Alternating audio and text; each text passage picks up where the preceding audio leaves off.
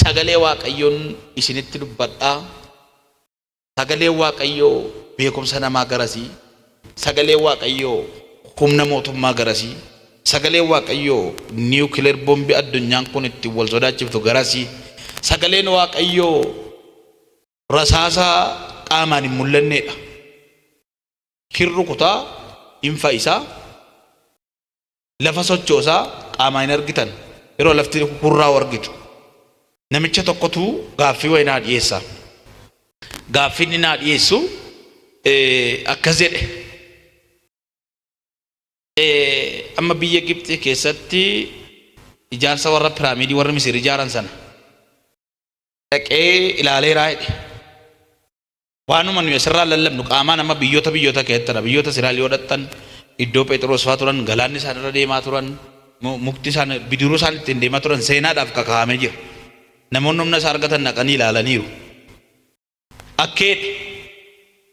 An akka kottii jedhama akka seera amantaa waaqeffannaatti namni biyyoo irraa hin dhumne.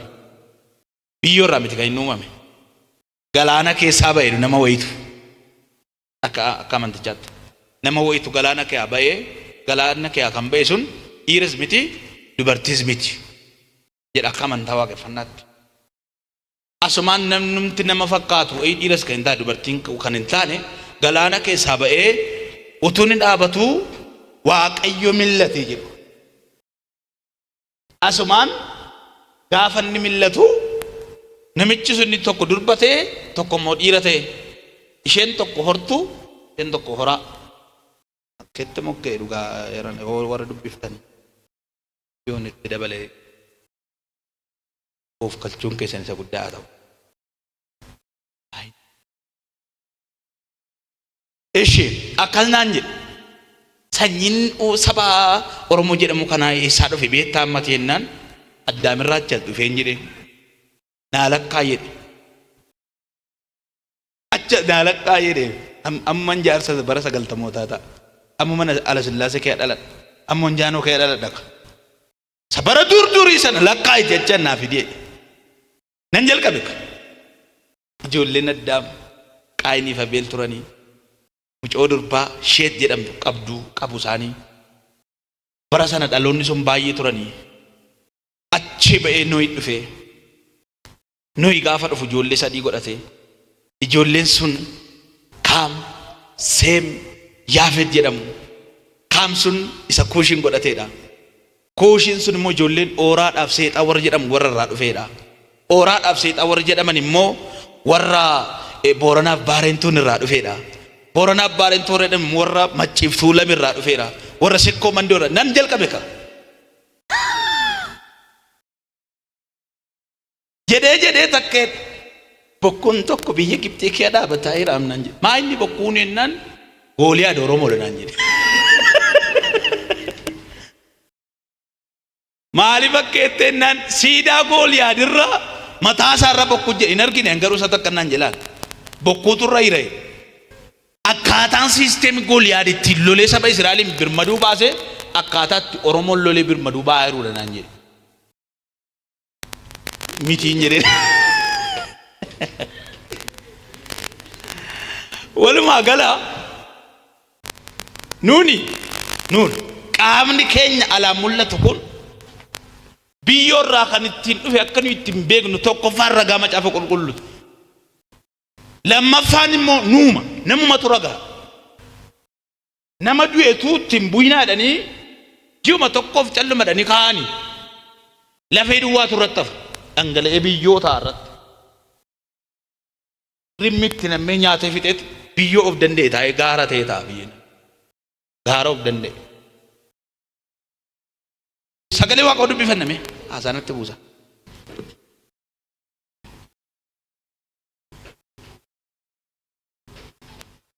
Mootota isa duraa 21 lakkoofsa 1 Naabot Yizri'eelichi mandara Yizri'eel keessaa mana mootummaa Ahaab mootii Samaariyaatti dhiyoodha iddoo dhaabaa wayinii qaba ture. Naabot garuu lakkoofsa 3 deebisee dhaala abbaa kootii siif kennu waaqayyo naana oolchu jedhe. Hundee ganamaa irratti mata duree keedhu dubbadha. Isa ragaa murteessu tun tan isa dhugaa murteessu sii dhufa jedheen dubbadha. Ganama kanaas sagalee sii dubbadha. Warri ragaa qaban baay'eedha, ati dhugaa qabda.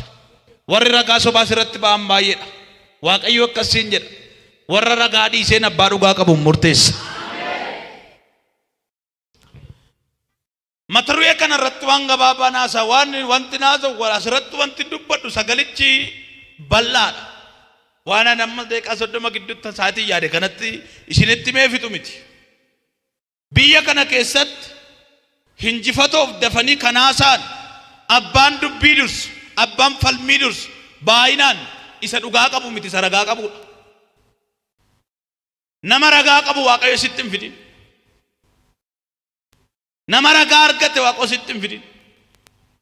Dhugaan nama baay'ee biyya na keessatti dhugaadhaan awwaalame tun taane ragaadhaan awwaalame. Ragaa sobaa bituun bara kakuu moofaa keessatti waan baramaadha.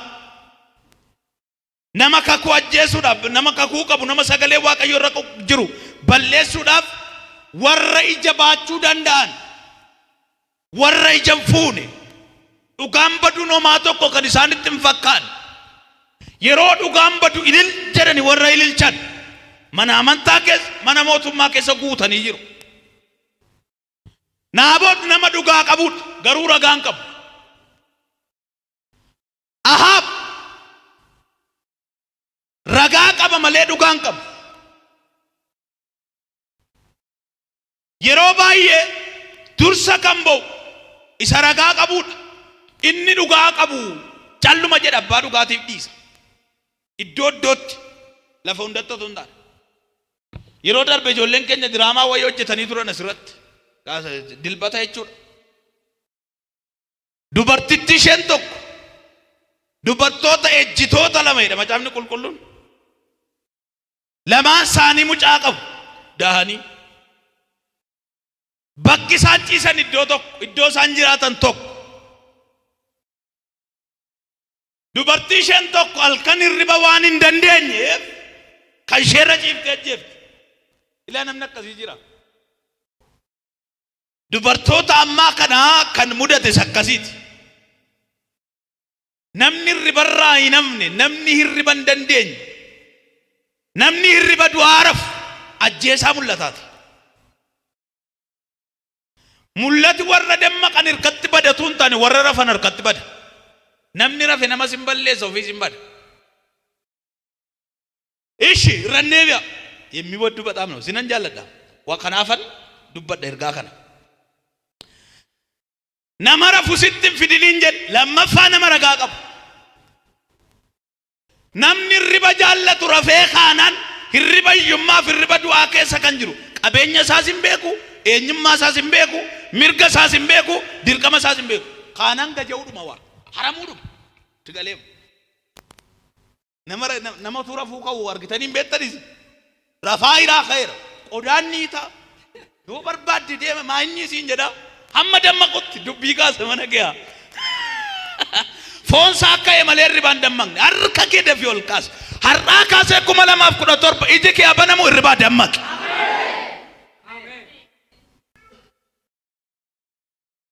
Dubbadheen ture natti fakkaata irratti isin na ajaa'ibee laatoon isinitti himin. Baadiyyaatti godoo buluu jira godoo beektu miti booyyee eeguu isin baajaaji malee hin argine jaan. Godoo bulla midhaan eegna halkan gurbaa tokkotu yeroo baay'ee hirribaan nu rakkisaa jirti. Namni godoo bulu rafu jiran mana kee miti waan ta'e. Namni biyya lafaarra jiru hin rafu mana kee miti biyya lafaa. Namni rafe du'eera bakka walumaa gala. Hirribiyyummaa hirribi rakkinaa sitti dhufteennaan dhayichi meeqa sin qasu halangaa meeqaan otoo situ maniin ba'a. Takkan jiraadha kwa namni muta jedha malee naa ta'an jedhu harka kee ol qabi. Biyya kana keessa yeroo jalqabaatiif iji kee abanam nan dabalaan ma harka kee ol qabi. Raajiin sirratti dubbadhu hirriba du'aa keessaa ganama kana si kaaseera. Kai hirriba yummaa keessaa maqaa Yesuus. Harka kifirnaan si nakkaa jedhiyyite.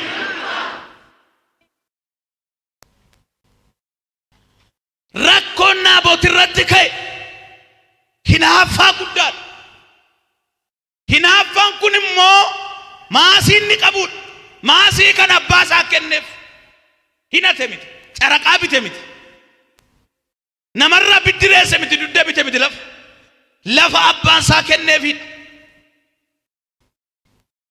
Lafa abbaan isaa kenneefidha. Kan lolatti kaasummoo ollaa isaa utuu hin taane isa biyya bulchuudha. Sababni isaa lafti Naabot qabu mana mootummaatti dhiyoodha waan ta'eef. Mana mootummaatti dhiyoodha, iddoo mijataadha, waynii baasa, laftichi lafa ajaa'ibaati. Naabotoo nama Waaqayyooti. Dhaggeeffadhaa.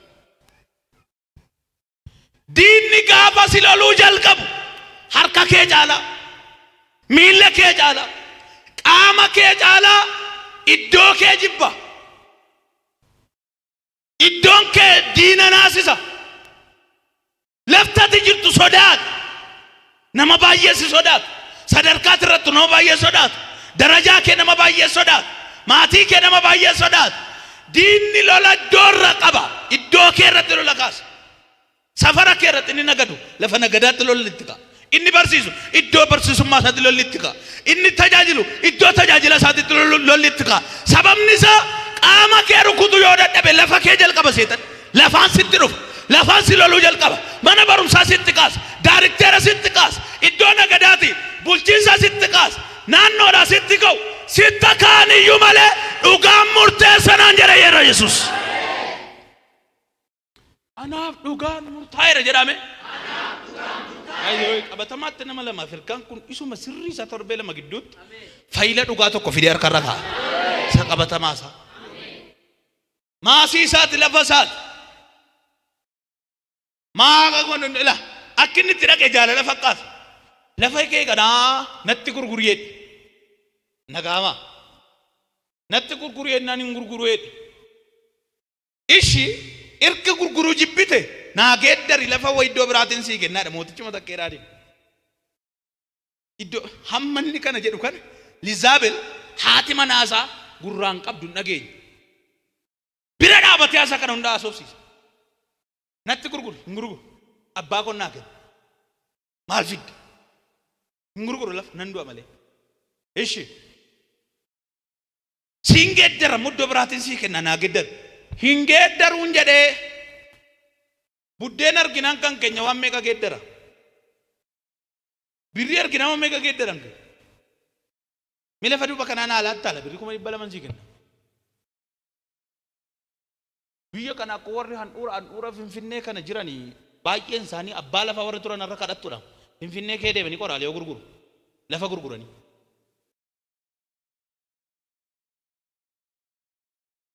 Nagaamaay jedhaan kanumas hin fayyada. Abbaan lafaa qoraalee yoo gurgura Finfinnee nan bo'an booyi na godha dhugaa Waaqayyo gaafan boolee kee deemu. Lafa biyya keenya alaa kunoo Finfinnee asiin baatee karaa galtuun beektu. Yoo afaan Oromoo haasofte booddanallee baraa jiru. Oromoon kan fooqii ijaaruu dhiisiiti isuma ijaarame sana kireeffachuu hin danda'u.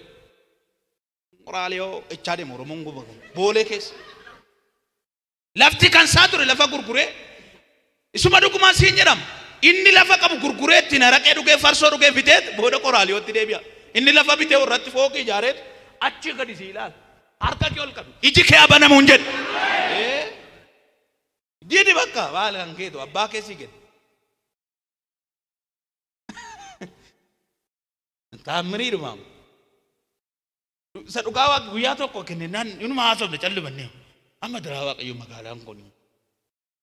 Maayin nama biyyumti kun yoom akkas ta'e. Maal nama magaalaan kun keessaa ba'uuf itti galuunsaa cimu kuni. Amma namootuma akkamiitas ture jennii taasum. Si booda isa kee hambaa. Seenichatu kan Naabotee hojii wal fakkaataaf hin jiran. Siyaasa kee nan galchina. Annama siyaasaa miti. Ingilaawiidha.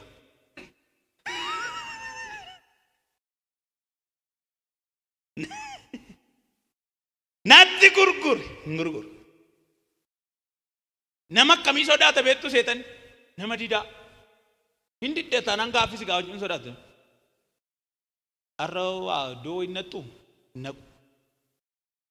Aki waa mokkor kunoo karaa intini kana gadi bu'iti aadaa kana naqu. Mata jabeessatti naasawu seetan ni beeka. Gaafa Naabotii jedhee diduu mootiitti aariin gale minaan lagate dhala dhaggeeffadhaa. Kan saatiin miti kanuma keenyaachuudhaaf namni minaan lagatu meeqa jira. Aariin garaa waxalee aariin garaa waadee sammuu dhukkubsate waanuma kan kee dhabeef kanaaru meeqa jira. Harka ayyaanaa jannatti qabaa. Kan keessana nama harkaa si hin baasadha Waaqayyo. Ilaa namni dudduuba teessu kana kan kenna marka jira. Qaamaan si beeka maqaa kee wallaal. Kottume. Kan kuna markaa naa beere dhime. Waaqayyo naa baaseere. Isanitti gaddaa ture dhime. Har'a eebba koo nami nyaata. Kaasaa wajjin Waaqayyo naa kaffalchiiseera. Ililchaa fi nama kana. Kan kee badeera. Kan keetu saamameera. Kan kee nyaatameera kedhe Waaqayyo. War isaan ragaa baay'ee qabate dhugaa qabda. Siin murteessaa. Amen. Iyyamen jedhe. Amen. Asumata.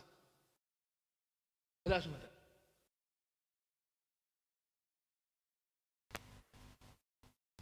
Akkasi. Manatti galee nyaata nagate mootii. Haati manaa gaafa waa hojjettetti fiddu nyaattu ennaan. Maal taate? Namtitti ishee goodanaa kanatu lafa gaafannaan na diddee. Dhaqaa dubbisaa iddoo sana hin dideere bakka. Haati manaa immoo mala hin galchitu. Kitaabi tokko kutaa 7 malli kee akka mala dubartii haa ta'u. Macaafa qulqulluu miti. Kitaaba afaan Oromoo boqonnaa 2.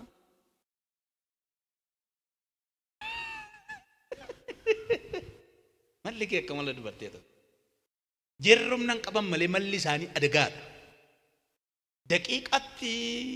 Daqiiqaadhumatti xinnoo machirraa sinaan waan bilchaataa kuttee deebi'e waan addaamin nyaaddoon nan hin didu haadha manaa immoo hin didu namni nyaaddoon nan jettee reera qaqam.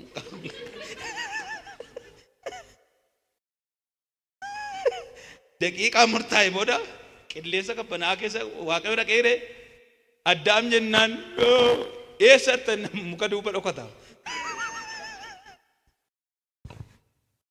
Namni cubbuu hojjete saalfataadha iddoo aarsaan dhaabatu. Ngala kunis dhaabatu tokko dudduuba ta'a. Isa jalqabaa kirrii kute. Dhaabatu kirrii jalqabaa kutu dudduuba ta'a. Isa lammaffaa gaafa dabalatu hin ba'a. Sadaffaa irratti lafa cubbuu oola. Oolmaa isaa achootti dabarfata. Nyaata lagate haa mootiin hin dide. Lafa dhabe. Dhiigi nama tokko lafa kana irratti akka waan dhayicha wayii qabu ta'e tokko lafa irratti haadhoo isaa qala. Lafa irratti jibba. Kan isaa miti kan namaatiif hin jedhee. Kan namaa. Naabootiin dide hin kennu haati manaa keette gamala ishee jalqaba. Nyaadhu ettaan itti dhima gudii isaanitti maa. Lafa kana yoosii kennuu dide Naabotiin nan ajjeessan anaaf dhiisiiti nyaata nyaadhutti. Hidhi nyaata isa jalqabe. Nyaateeti. Isheen nyaata nyaachiftee manaa baateeti. Ragaa 2 nama 2 dhattee bitte. Nama 2 gaafa dhattee bittu tokko akkasitti dhugaa baatan mootii arrabseera jedhaa. Naaboot kanan dubbanne diraa Waaqayyo. Afaan Naaboot irraa arrabsoon hin maal. Hin lafuma gongenno abbaa qonnaa kennee maali waan isaa jedhen hin kennu jedhe. Isa kana geeddarsiiftee isheen immoo Naaboot mootii arrabse jedhaati. Xoomii labsa. Nagaama jiran. Nama jeesuudhaaf xoomii labsame gaafas. Xoomii na labsamu akka biyyaatti addabaabayii duratti ragaan itti ba'amu. Mootii arrabseera jedha. Sana boodoo dhagaadhaan rukuttanii ajjeeftee mala kana malteeti xoomii labsisiifti. Giifti dureedha waan ta'eef ajaja ishee akkuma mootummaatti dhagaa namni. Giiftii garaan ishee bofaa sitti dhiisi Waaqayyo.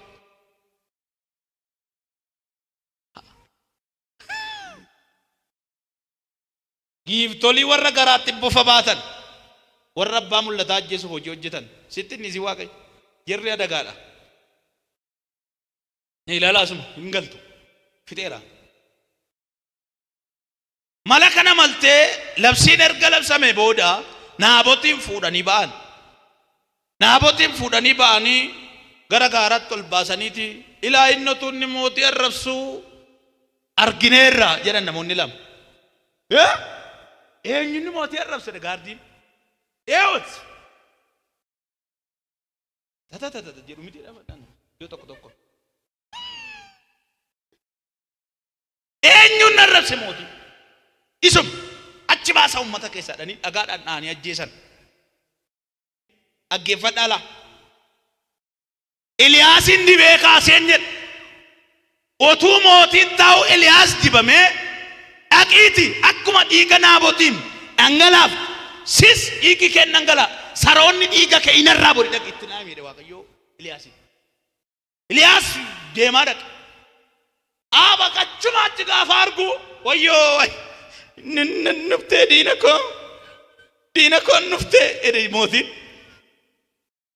sababni isaa akka waaqayyo afaan isaa dibee isatti arge raajonni tokko jallootatti dibamanii magadhiifamu sobdootatti dibamanii magadhiifamu hamootatti dibamanii magadhiifamu har'aa jalqabee arrabi kee dibamu yaa hin nuftee nan dhufe dhiiga nama qulqullaa dhangalaasifte barcuma kee abdatte iddoo kee abdatte haadha manaa kee abdatte lafa kana jettee dhiiga nama qulqullaa dhangalaasifte waaqayyo sitti dhufeeraa jedheen sis dhiigi kee dhangala saroota tarraaba dhiiga kee deebi raajinaan dubbate amman cimu raajii gara harka kee ol qabe waaqayyo ijaasii baash reeyyameen jedhe abbe waaqayyo ijaasii baan jedhe warra simiidhan warra garaa kee keessatti dhiiga si tufsiisan warra garaa kee madeessan warra laphee kee madeessan san warra arrabsoon simiidhan warra mala sirratti malan warra ragaa sobaa sirratti dubbachiisan san ijaasii baa waaqayyo nama simbiroo bitaa mirgatti qaba waaqayyo ijaasii baa naa jedha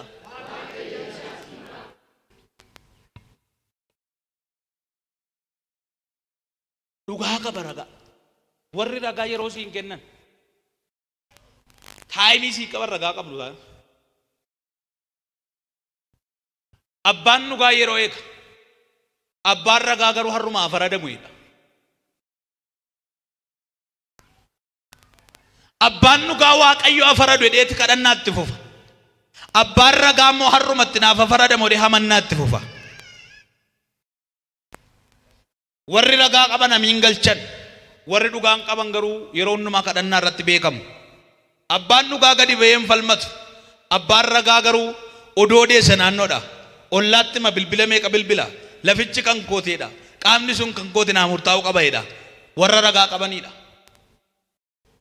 kan isaan nyaatan dhugaa miti birriidha namni birrii nyaate immoo amma si ajjeesutti gad hin ta'u kanaafuu waaqayyo warra birrii nyaate nama kennutti dabarsee siin kenniniin jedhe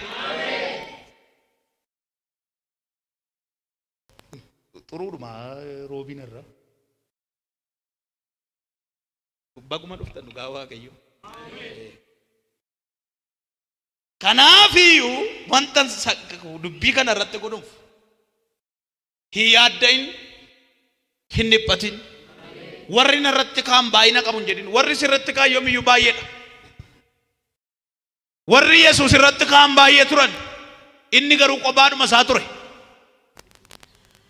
warri Yesuusin qabsiisuuf yaalan ragaa baay'ee korataniiru ragaa sobaas bitaniiru isaanis tunni seera Musee diigu utunnis namoota karaarraa kaachisu argineerra ragaa irratti ba'an Pilaatos fuuldura dhaabatanii yookii fannis yookii ajjeesi barbaa immoo gannuu dhiisee dhaloota akkasiiti dhaloota saamtuuf ajjeeftu mana hidhaatii baasee isa dhugaa qabu immoo dabarsee mana hidhaatti kenna dhaloota sammuun rukutame sammuutu waraaname otuu beekanii Yesuus inni isaanii hiisisuuf turan Yesuus inni isaan ajjeese jechaa jiran kun inni isaan ragaa irratti ba'an kun akka isaaniif dhufetu beekanii yeroo suma jilbeenfatuuf malee jilbeenfachiisan. Nama jilbeenfatamuu fi qabutu waan dhugaa qabuuf jilbeenfateen jedhe. Warri ragaa qaban immoo dhaabatu. Bara akkasiiti. Baratti inni ragaa qabu dhaabatu. Abbaan dhugaa immoo jilbeenfatudha. Baricha akkas. Baratti warri ragaa qaban ililchan. Baratti inni dhugaa qabu immoo ol deebi'ee aadu. Bara aannaati. Bara akkasiiti. 2017 garuu akkas ta'a. Tokko tokkoon gaaffii ijoollee koon deebisa Waaqayyo. Ameen jedhaa yaate. Baricha akkas.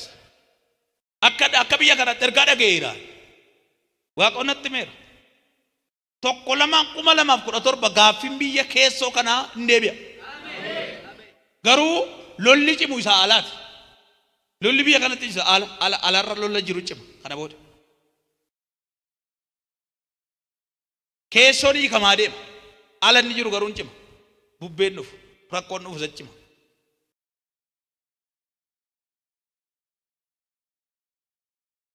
Ayye. Si boosisanii.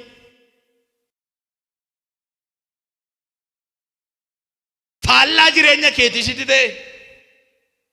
Otuu dhugaa qabdu aadde. Otuu dhugaa qabdu boosse. Otuu dhugaa qabdu gadi jette. Otuu dhugaa qabdu sitti bade. Otuu kakuu baattu arrabsamte ergaan sii qaba. Siin dhufeedha Waaqayyo.